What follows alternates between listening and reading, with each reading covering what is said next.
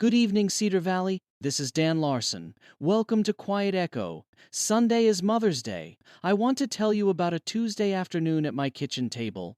Grace came in from the yard with dandelions in her fist. She is 15. She walked past me at the kitchen table without a word, found a jelly jar in the cupboard, filled it at the sink, set the dandelions in it, and put the jar on the windowsill where her mother stands every morning.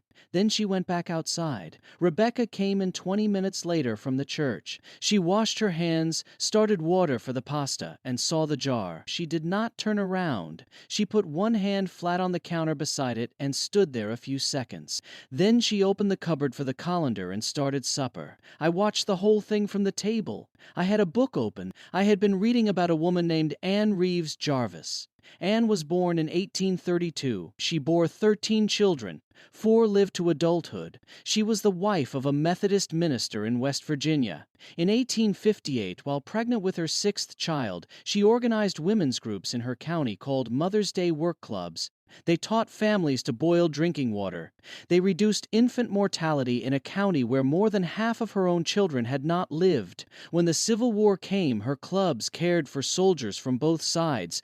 After the war, she organized Mother's Friendship Day to bring Union and Confederate veterans into the same room. People feared violence. Men from opposing sides wept and shook hands. In 1876, Anne was teaching a Sunday school class. Her 12-year-old daughter Anna was in the room.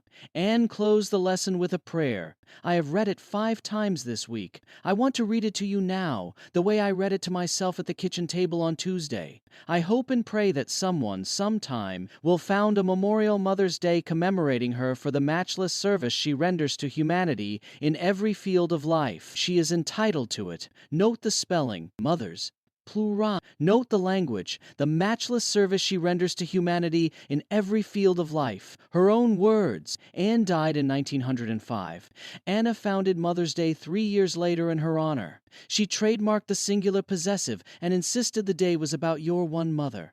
By the 1920s, the florists and the candy companies had taken it over. Anna spent the rest of her life trying to stop them. She died in a sanitarium in 1948. The floral industry paid her bills. What I had not seen before this week is the smaller thing inside the story.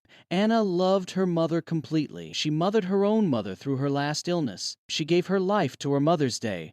And in giving everything to her one mother, she made the day smaller than her mother had asked for.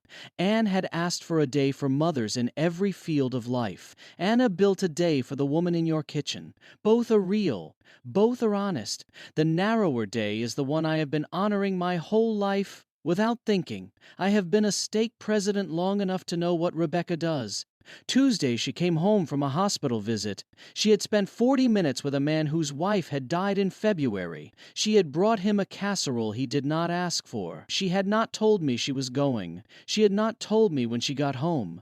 I learned about it on Sunday because the man's daughter caught me in the hallway and said, "Your wife is the reason my father ate this week. She is the woman Grace handed dandelions to on Tuesday." Grace does not see it yet. Grace sees her mother, the role, the constant, the air she breathes. Grace will hand Rebecca a card on Sunday and a flower from the yard and mean it with her whole heart, and Rebecca will receive it the way mothers do. I want to say something to the daughters and the sons listening this morning, especially the ones who are still young. I have been Grace. I did not see my own mother for who she was until I had a household of my own, and even then only in pieces. My mother is gone now. I see her now. I would give a great deal to have seen her sooner.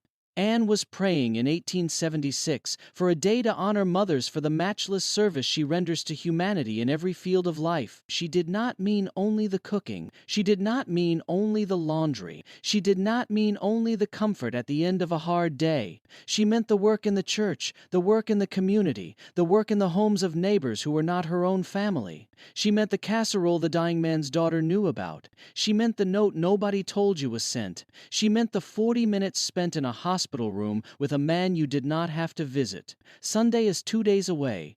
I want to do something Anne was praying for. I want to say to my daughter, before she hands her mother the card, what the woman in front of her does. I want to name it. I want Grace to begin to see her mother now, not in 20 years, not after. I hope and pray the way Anne did the same for you. Walk down to the church on Sunday and tell me what you see. Cedar Valley News has a Facebook group. There is a conversation going on. If you want to join us, tell us about the woman in your life who renders service to humanity in every field of life. I will put the link in the show notes. This is Dan Larson, your host for today's Quiet Echo. Thanks for listening. Quiet Echo is part of the fictional Cedar Valley News series, written by Evan Swenson, publisher, publication consultants, and Claude Marshall, AI developmental editor. While the people and town of Cedar Valley are fictional, Anne Reeves Jarvis, Anna Jarvis, the Mother's Day work clubs, the 1876 Sunday school prayer, and the history of Mother's Day are real. You've been listening to the Cedar Valley News Podcast, where small-town voices meet the headlines shaping our world. From faith and family to front porches and fields. We'll be back with more stories connecting real lives to real events. Until next time, keep your porch light on, your faith strong, and your heart open. This is Cedar Valley News.